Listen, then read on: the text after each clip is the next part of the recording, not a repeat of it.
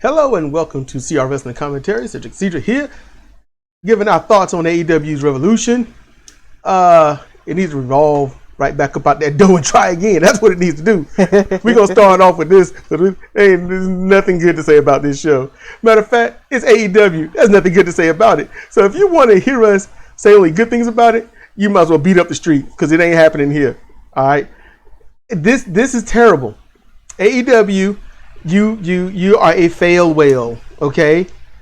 You can't deal, and too dumb to know it. Too dumb to know it. No training. This is every match. It's not a specific match. Not enough training. Don't know what professional wrestling is. All about the moments.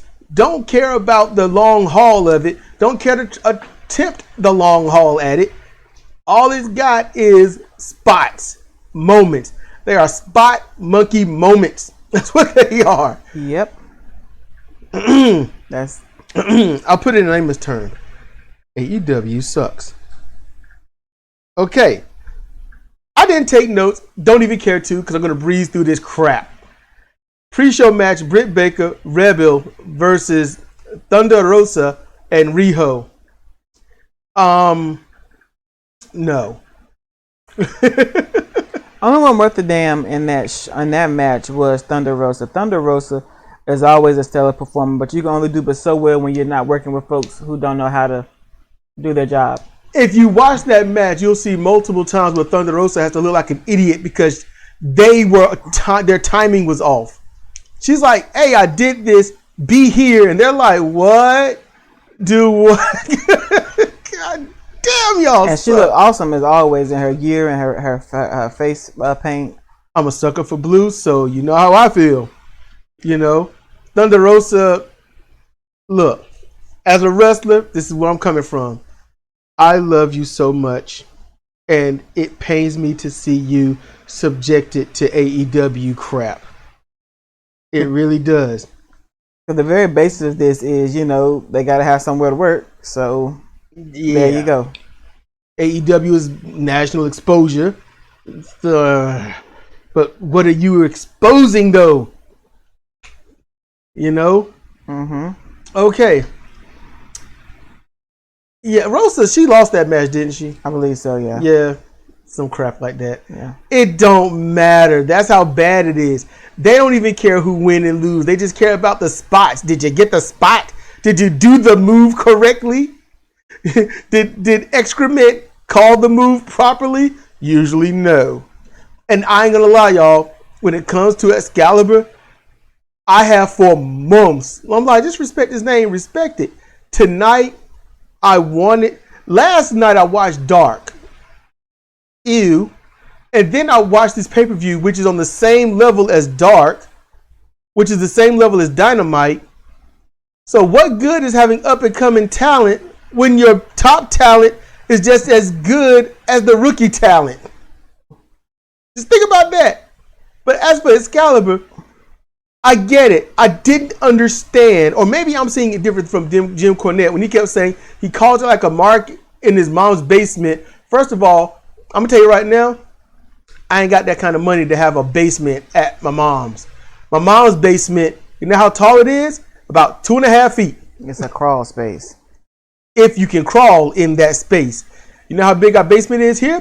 About 3 feet, roughly thereof. It's a 3 crawl space. See, my mom's is more of a military crawl space. This is an actual toddler crawl space. That's what this is. But classism aside, this dumb shit dude Excalibur, if you come from the top rope, diving. If you're on the mat, jumping, leaping, hopping, it's one of those. So keep that in mind. It's only a diving when you're jumping from the middle or the top rope. It's jumping or whatnot from the bottom rope. Off the mat is jumping, not diving. No one did a diving knee on Dark. No one did a diving knee. He's jumping off the mat. Dumb shit. He'll call the names of moves. He'll give all this pro wrestling history, but he doesn't know pro wrestling. And he gives the garbage history, I've noticed. Any case. Let's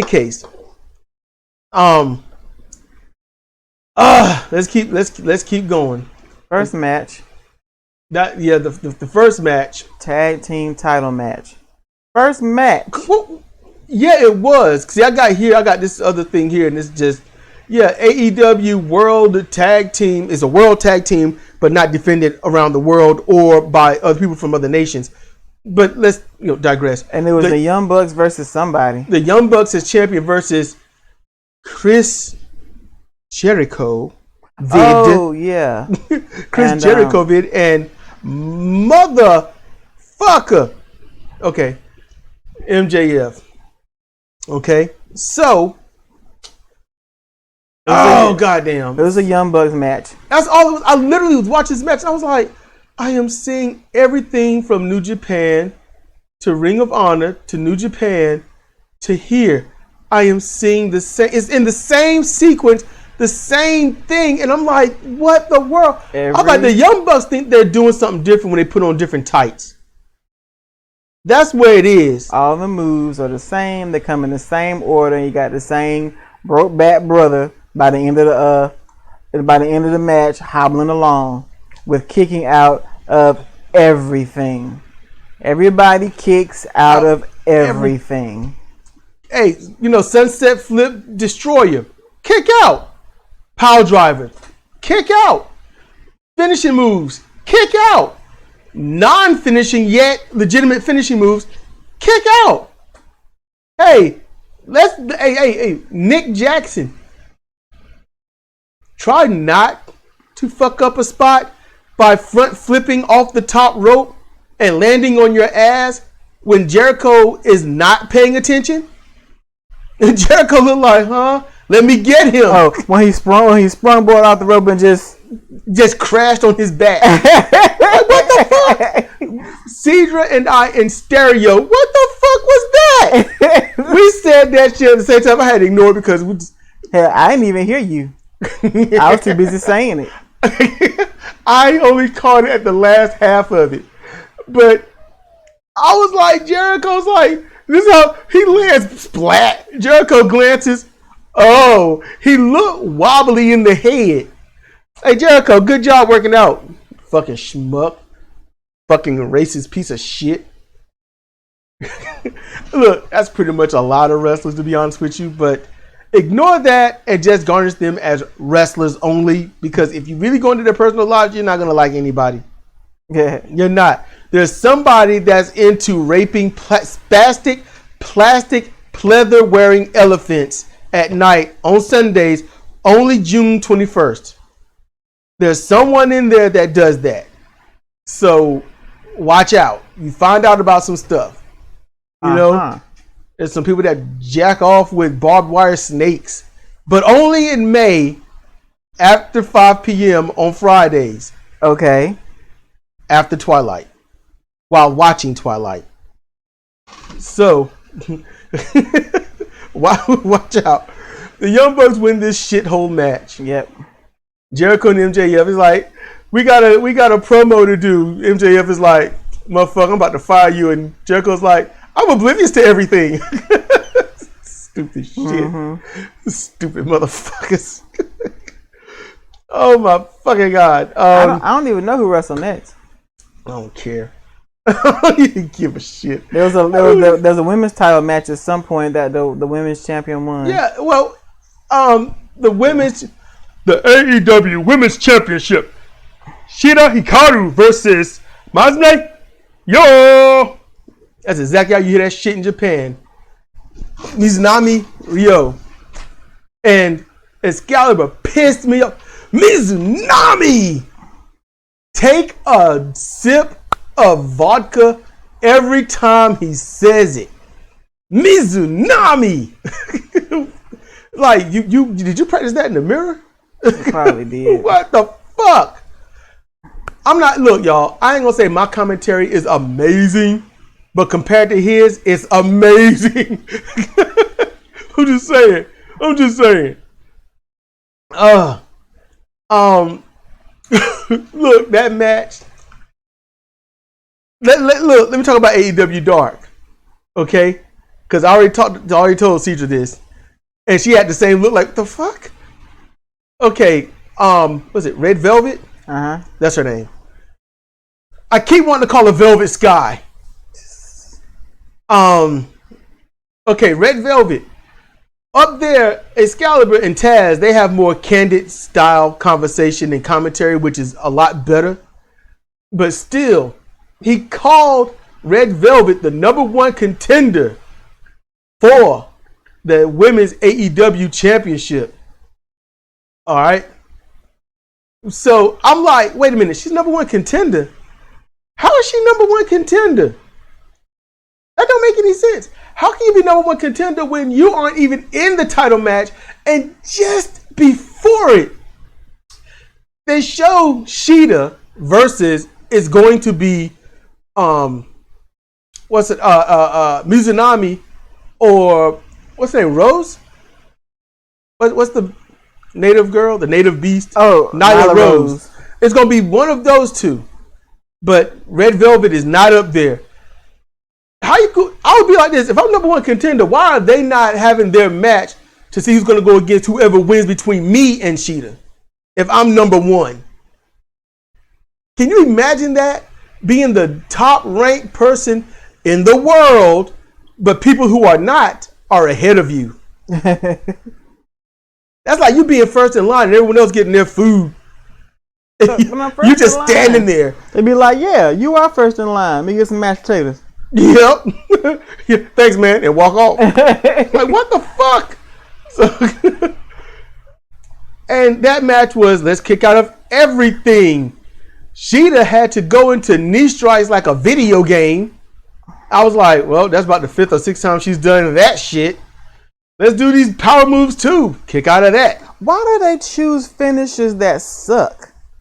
They use finishers for setup moves and like thumbs to the eye to try to pin them, and I just don't understand. Cause they stupid. On Dark, one of the motherfucker that rap, that motherfucker hits a series. I mean, he got the ball kick in, the Manhattan lift and crotch kick. Snatches him, front face lock, picks him up, brain buster. Should be done. No. He uses an illegal tactic that should just end the match for any heel. Then goes into a match that should end it for anybody to go to the top rope for a weak ass diving elbow drop. That's some stupid shit. For a stupid motherfucker on a stupid fucking program. That's why I don't watch this shit. I watched AEW Dark last night because I was tired of the silence. And I'm working on move creation and stuff. And I ain't got time to sit here and just not hear anything. My goddamn fan. I'm fucking hot.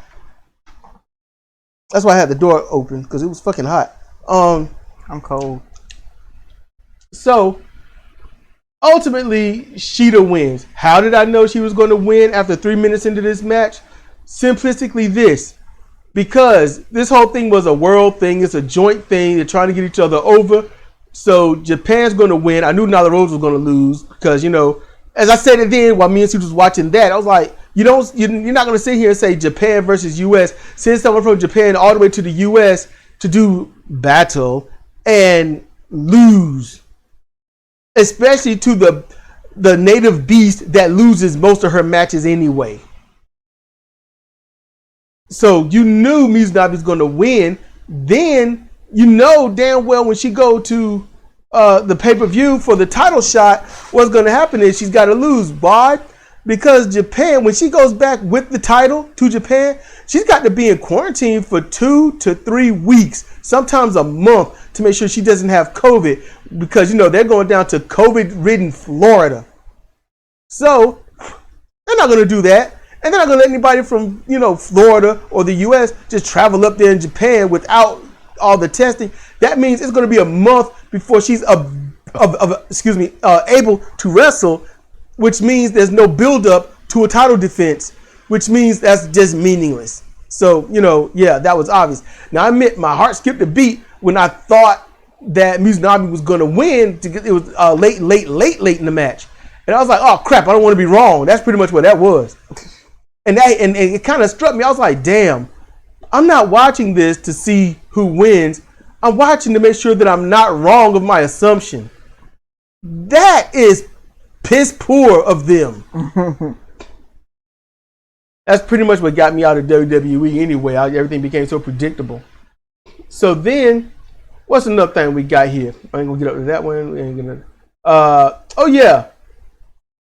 Face of the Revolution ladder match for a future TNT title shot. That was that. Well, no, there was something before that, but. Was it the Chuck Taylor match? I didn't even see any of that. I just heard that he was bleeding. Well, let me look a bit. There was Miro and Kip Sabian versus Orange Cassidy and Chuck Taylor. Mm-hmm. I just saw the finish of that. That match was shitty. It was pointless. Chuck Taylor's a piece of shit. Orange Cassidy is a stupid piece of shit.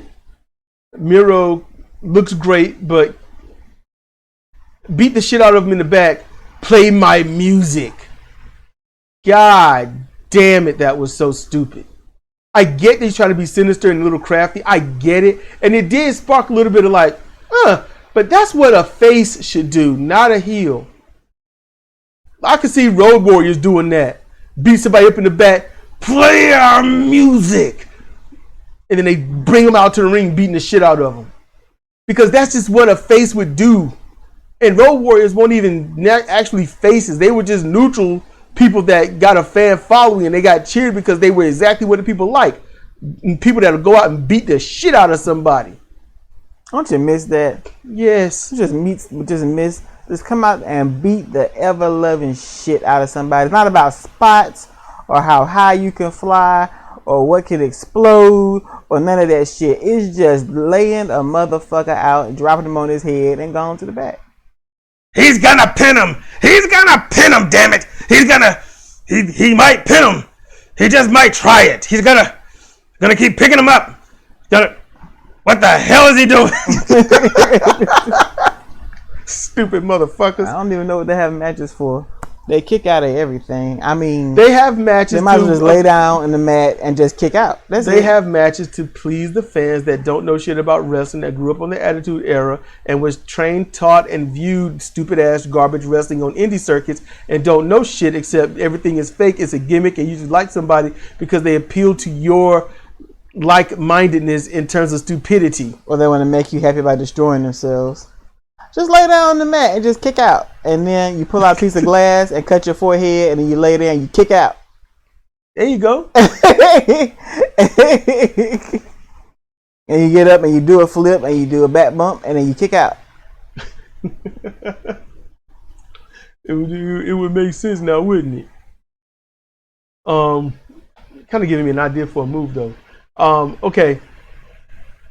That match, the bad guys won. Boston Crab by Miro, I think it is. Yeah, Miro. I like the. Was it a Boston Crab? No, it was a camel clutch. I like the camel clutch that he put on because it looked like it hurt. Yes, they showed a proper angle of it. It was slow and methodical, and then he cinched it in, and the dumbass Chuck tapped. Instead of, these motherfuckers that end up kicking out of submission moves. But it looked good because his ass too big to be sitting on your back like that. And that makes sense. Oh, big money match: Hangman Adam Page versus Matt Hardy. Adam Page. Adam Page has fallen so far. He used to be amazing. He used to have great thighs. Okay. He did. He really hung up on the thighs. He had thighs. Now he looks like the rest of them. Where's the rest of you? He still got great music. He still got that great hair. He has a great taunt. He still got his moves. He still knows how to work, but he's in a company where he can't work. He can just do moves, but he can't work. There's a big difference in working and doing moves. I know. Adam Page won. After a whole bunch of dumb shit. And the Dark Order came out and celebrated. Yep. And he gave him a beer and he opened it and couldn't find the hole. That was funny. But he drank it. At least he drank it. He got there. Yeah. Okay, now Face the Revolution ladder match. You got Cody Rhodes. Penta El Zero Miedo versus Scorpion Sky versus Lance Archer versus Max Caster versus to be announced Ethan Page. I'm like, who the fuck is that? Okay, I'm gonna take a pause from this AEW stuff to do my quick rant about wrestler names. Why does Ethan Page sound like some British accountant? Who does that strike fear in the heart of? Oh no, it's Ethan Page.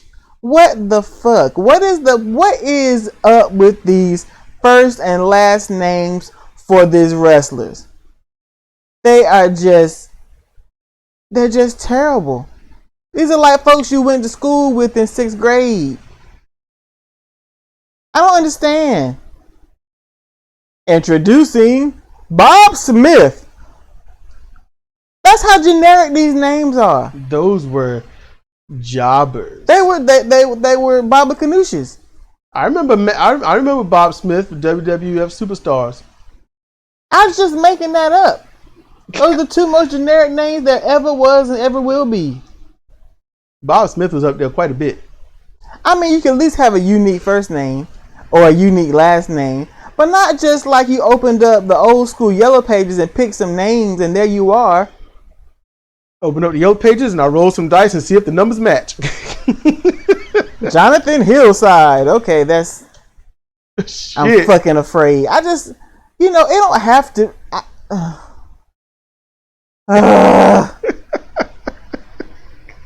Do they frustrate you, dear? Yes, it's so stupid. Okay, I know they don't want to be old school like The Undertaker. Okay, but damn, have something. And then the commentators gotta act like it's Ethan Page. Who? I don't know who this motherfucker. What? I don't watch WWE. I don't watch anything really. Not really. I remember I'm trying to get into about 5 or 6 other promotions, but the first time we watched the first episode of AEW Dynamite, at the end, it's Jon Moxley. We were like, who? And I was like, shit. Who is this? I remember. For all we knew, it was a Baba Ganoush. Sorry, he is a Baba Ganoush with some sort of shoulder joint disorder where he can't walk worth a damn. Okay, I'm done. You sure? Yeah. Ethan Page. Ethan Page made his debut, didn't win. Maybe if he had been Ethan Smith, he would have won. I don't know. I would be like, my name is Ethan Steele. Something. Like that jack off that was out there with MJF and Jericho. What's his name? Wardlow. That's a wrestler name. Yep. And although he don't do shit, he look like he can. Opposed to the ones that can do shit but don't. Yeah, and their names are Ethan Page or John Smith or Sally Mae or whatever the fuck.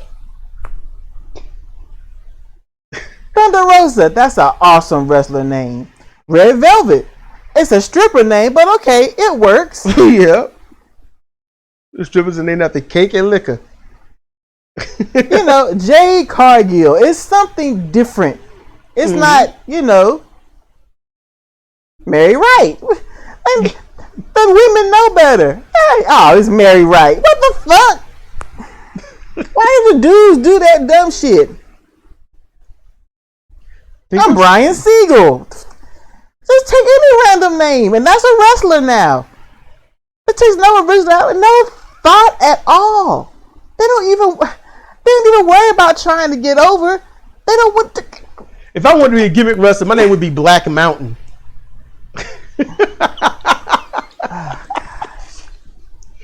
I got a mountain of a dick. Look, I'm trying to make you smile. I am smiling. She's like she just got fired. What the fuck? It's so aggravating. And you know, we don't watch AEW. And Brian Last and Jill Cornette be talking about these wrestlers. Like, just sound like talking about somebody from their kindergarten class. Was it? It's just sound like talking about your regular motherfuckers. They could be hanging around the water cooler talking about the spreadsheets. Not goddamn wrestlers. But, oh, man. Okay. Hey, check this out. During this match, let's give you two ideas of this match. Cody takes the obvious what's going to happen, a destroyer onto the ladder, which the destroyer hurts the head, but somehow he hurt his shoulder, even though his shoulder didn't touch anything or was even jarred by looking at anything. But hey, I've fallen, hitting my head and things like that, and it don't look like I hit my head or anything, but it's that quick smack and you can't see, so I give it that benefit of the doubt. But I was like, well, what's going to happen is he's going to get taken to the back. He's going to be out there for a long time. He's going to come back, make a triumphant return. You know, yeah, I called that shit probably 15 minutes before it happened. He made a triumphant return, whooping everybody with his weight belt. He should have just whooped them until they escaped from the ring. No, he hit them 2 good times, got rid of the belt. Dudes writhing on the ground. Perfect opportunity to climb up and get the brass ring. No. He moves the ladder away from the brass ring to the turnbuckles. He can climb up and do nothing with one arm. He does nothing because Murder Hawk comes in and suplexes him to the mat. You could at least look like you're trying to win. Cody gets suplexed to the mat. He's in a lot of pain, but he's up and going in about 30 seconds. Like Scorpio Sky. Look, Lance Archer, I forgot who was doing it to him, but Lance Archer, he was in between the ladder rungs and, well, not rungs, but the folds of the ladder, the legs. And, you know, it's supposed to slam the ladder down onto his back and hurt the big man. Okay, fine. Do it repeatedly, fine. Where's the problem? Archer kept getting up with his hands and knees to repeat the blow. I'm like, if you slam a ladder down on me and I'm hurt, I'm not going to bounce up on my hands and knees to take another one. I'm going to lay there and just deal with it. I'm just going to lay there and I'm like, look, y'all done hit me with a ladder and I'm laying here. I'm done. Yeah, y'all keep hitting me, but now you're just shooting a dead horse.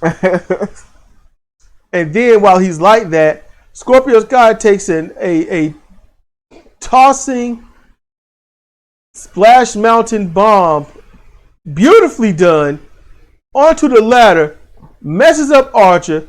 He looked like he's all messed up, flops over like a fish because he's all jacked up. And he's up and going 100 miles an hour in about 30 to 40 seconds. Later, Scorpio Sky got dude on ladder, does a beautiful high diving frog splash. That means he put some stank on it. And he lands on dude on the ladder, and he sprawled all over the place like RVD busted his ribs. And, you know, Excalibur's dumbass. The ladder, you see it pops up and hit him in the abdomen. No, it didn't. It didn't even touch him. Ladder didn't even pop up and touch him. You dumb shit. Didn't even come close. And can I address? There's 2 things that Excalibur can't call: his mom or a match. What is it? Why does Scorpio Sky have a stripper name? I've been wanting to know this since I first heard of it on ROH. I'm like, Scorpio Sky, and then this black dude comes out. I thought it was a woman. I'll be honest with you. I thought it was a woman the first time I kept hearing it. It's a stripper name. Why did he give himself a stripper name? I wish somebody. He probably likes scorpions because of Sting, and he likes aerial moves. So Scorpio Sky. No. Coming to the stage for the first time since the C-section, it's Scorpio Sky. That's what that is. Hey, yo. Scorpio Sky wins. He'll face Darby Allin. Even though he won, and they say, what does the future hold? What will happen? He'll face Darby Allin. All right. With his stripper name. Stupid ass. And I used to love Scorpio Sky. He's a great trainer. He knows what he's doing, but now he's in the company where all that shit's thrown out the window. So he might as well get him a pole. Get a pole, strip, do some shit. Entertain the masses. Casino Tag Team Battle Royal for future AEW Tag Team title shot. I don't even know what that was all about. It's a big Battle Royal, some shit going on. And one of the most obvious Rey Fenix wins, or whatever the fuck he is. Yeah. He won. He was in the ring with, Jungle Boy, and I'm like, huh? At the end. Yeah, at the end. And I'm like, I was looking at it, and I was like, because at first I was kind of like, I wonder how this is going to turn out. The pay-per-view kept pausing, so it was kind of hard to see anything that was going on. It kept pausing, so if I paid for this, I'd be pissed off. And we missed the majority of that match. It was like 10. It was like 15 folks in the ring, and then it paused, and when it came back, it was 2. I'd be pissed. The wrestling is shit, but I paid for it. I need to see it all. All right. So I'm like, Jungle Boy can't win. He's not popular. He's not on the inside. That's what I thought. He's not popular, and he's not on the inside. And then he gets thrown out. I was like, well, shit. It went in that order. Almost as I spoke. That's what. So okay. So there we go with that match. I think that's about it. No, there's 2 matches. Yeah, but I'm thinking about all the others. Make sure I go through. Oh yeah, Christian Cage is on AEW. Yay! That music started. I said literally it got 2 seconds in. I said that sounds like familiar. And I was like, that sounds like Christian Cage. No, Christian.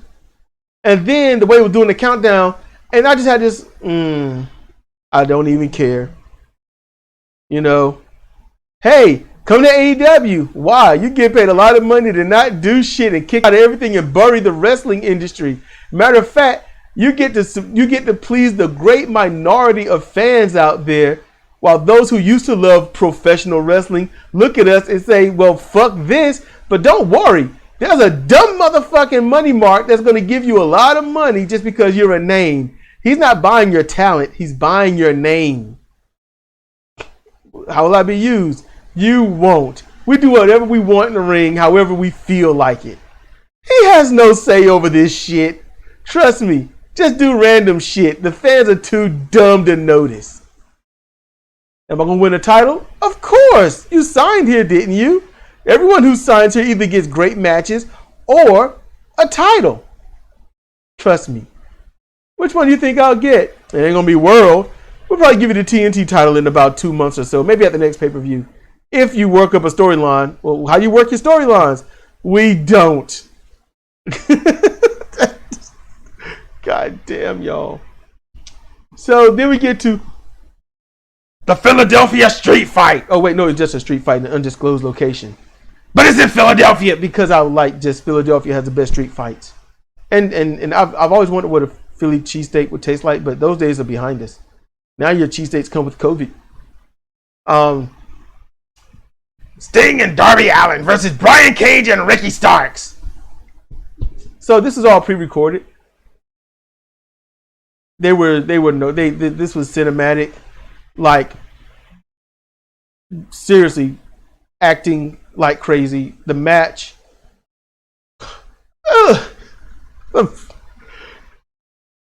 There's a point. This is so fucking stupid.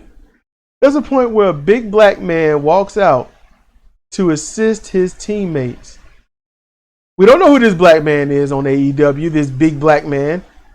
He's got a bright orange glowy mask on. We don't know who this big black man is on AEW that would help Taz's team.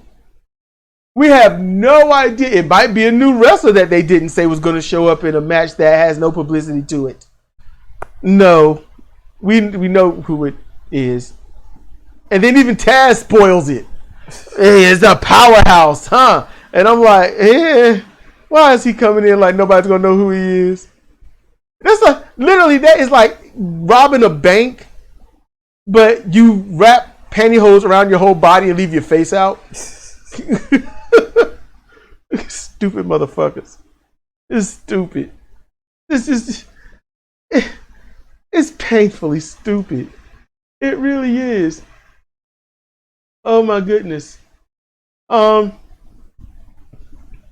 match is Sting and Ricky Starks, which is how it should end. They You know, they did good at the end. I liked it. It was a nice sequences actually. Sting got the Scorpion Death Drop, the reverse DDT onto Starks. Starks fought to not be put in that move. That's good. There are a lot of wrestlers. You know, I'll save it to the end. No, because this is the end. There are a lot of wrestlers in AEW. Red Velvet being one of them. They are awesome. If they were on a proper show, you would think they were gods and goddesses of wrestling. They don't have to, and everyone has to do everything when they don't have to. Do enough. Show the basics, carry the match, end it. It's that simple. But they don't. Tony Schiavone made me want to slap him across his damn face. And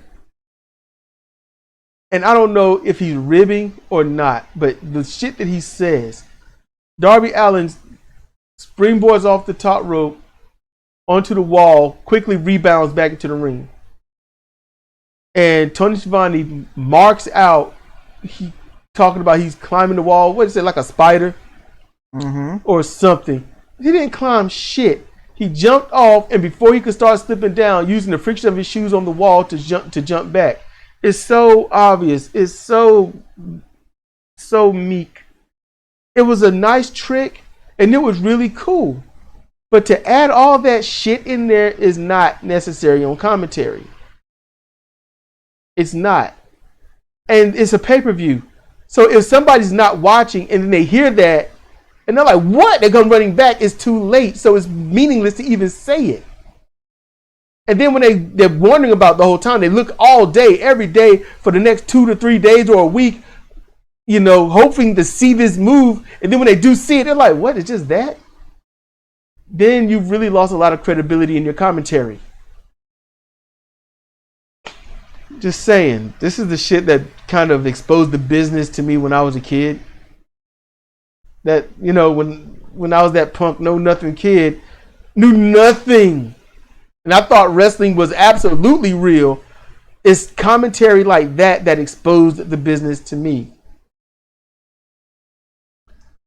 Now, Sting picked up the win, looked good, great job, but it was all cinematic. It was staged. It was terrible.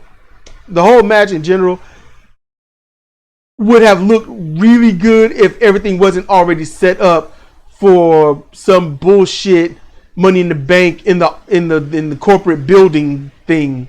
I didn't even see that. I only heard Cornette talk about it, and then seeing some of the memes and stuff on Twitter.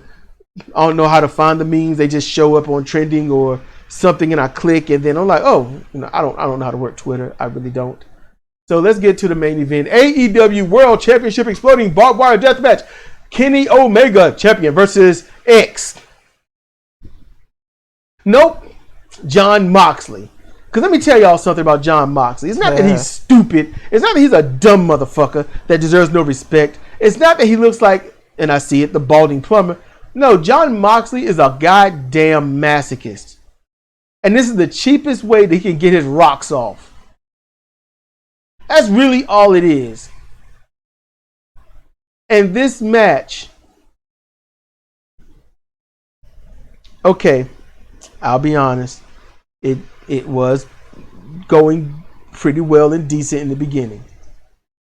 Trying to throw each other to the barbed wire and getting out of it and stuff. Okay, that was all good. Would you agree with that, Cedra? Yes. That was all good. And I said they're going to have to find a way to get out to the barbed wire on the floor. Yeah.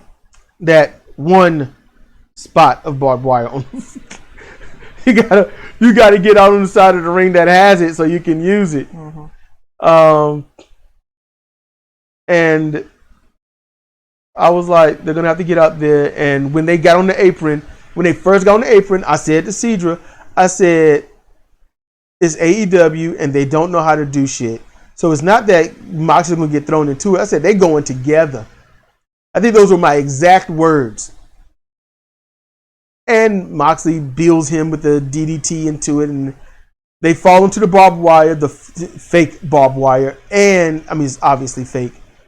And then the bottom of it explodes. You still awake, Cedra?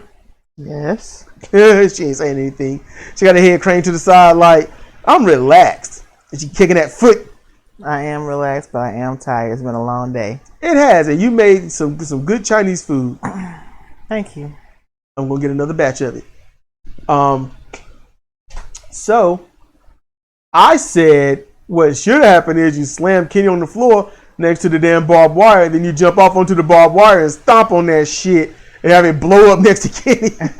That's what you do, you know, because they land on it and it explodes. It's two things that shoot off on the sides. It's at the wall, at the walling, the guardrail. That has nothing to do with the item they landed on, and it all explodes from under them, not touching them at all. So it's dumb. It's dumb. And I didn't say anything, but they said, yeah, the whole ring is going to explode. And I thought, where are the barrels around the ring like they would in any other death match like this? No barrels. So Omega wins. Okay. And I said, I think it was at about 15 minutes or so, or 19. It was one of them. I said, what's going to happen is somebody's going to come down in this ring to help Kenny win. Or Kenny's going to win and somebody's going to come in and attack somebody. That's it. I knew one of those was going to happen. It wasn't long. I said, oh, there we go. They run into the ring. And they help and they beat the hell out of Moxley, who was so beat up and destroyed. He gets up in just all this energy and just swinging and beating the shit out of him. And then, well, they overwhelm him. They handcuff him, beat him down, exploding barbed wire back to the face. Yep. You know, they ultimately, hold him down. They leave him in the ring because the timer's coming down. Colt Cabana runs to the ring. Kingston. Oh, Kingston, yeah. It was Kingston? Yep. Okay. Kingston runs to the ring. He jumps on Mox. He's trying to get him up, trying to wake him up. Mox's like, I can't go anywhere, man. I'm all messed up. Now, I don't know how to get to my feet anymore. Now, granted, there is one full side of the ropes where there are actually ropes. It's not barbed wire. And he could just roll them out, like they do in New Japan Pro Wrestling. They roll them out like a carpet. They could just roll them out to safety and been the hero. But no. He had 38 seconds. Hell, let's break it down. He got 19 seconds. He get in and just roll him on over, get out the ring and drag him away. They would have had about 5 or 6 seconds at the point of safety. But no, you got to be dramatic because, they want to see the ring explode. That's what you advertise, right? Yep. Right? So, he can't move him. He can't get away. He has to save his friend. So he dives across his face and chest. He sacrifices himself to the gods. And then, suddenly, as the timer hits 0, the streamers fly. The smoke is in the air. There's some kind of hissing sound. Nobody knows what's going on, and everyone is all right. And there's still smoke in the air with hissing. And he sacrificed himself so well he can never move again. He just lays there, unharmed, unblemished, just laying there to the point where I think someone showed up and said, get the fuck up, man. Ain't nothing wrong with you. The damn ring went up and it was a little popping sound. There's smoke and then there was like sparklers shooting out of the posts, but there was no explosion. I mean, they could at least made it really smoky when it went off so that the audience couldn't see. So at least you have some plausible deniability while them laying there like a stupid. But basically they had a raw entrance. Like Monday Night Raw, and you see the fireworks come out of the post of the ring, and there's a little bit of smoke. The smoke didn't even conceal the damn ring, so their bodies are even jostled by this bitch ass explosion. And Eddie Kingston throws his body on top of Moxley like it's fucking Vietnam, but nothing happens. And then he lays there. I had to ask Cedric, you think they're having a conversation? And then somebody finally gets to the ring and rolls him off, and he lays there like a Family Guy body with his legs all bent up. It was atrocious. The whole thing was fucking atrocious. And I'm like, you all have to go home and know that you were a part of that dumpster fire. But the only consolation is y'all got paid mad money to set the dumpster on fire. It sucks. I can set dumpsters on fire for pay. Give me a goddamn match. The reason I like what happened is because the way that ended is it literally, no one sees it. It perfectly, succinctly represents what AEW is. The promise of something big and competitive, and all it did was fizzle. That's all it did. If I had my own wrestling promotion and I knew exactly the talent I was going to get and use, and they're going to be trained, they're going to act like they're trained, and they're going to put on a work ethic style match, and I'm going to be on national TV, I would literally come out on my advertisement for my show, and I would say, a lot of you grew up watching professional wrestling. If you are age 40 and over, you have watched professional wrestling. If you are in your mid to early 30s, you watched sports entertainment. And if you are the new generation, I don't know what the hell you watch. You're watching some of the best spot monkey moments in history. You are watching some of the greatest entertainment on the planet. And I don't offer you entertainment. I don't offer you sports entertainment. I don't offer you moments. I offer you professional wrestlers at their best. We're not the elite. We're not the king of sports entertainment. We're just simply better. I offer to you some of the best actual professional wrestlers to date. Those that take you, the fans, seriously. Those that take their craft seriously. Those that get in that ring and want to win. I give you, and then that be my company name. I am desperate to see a Tomohiro Ishii match.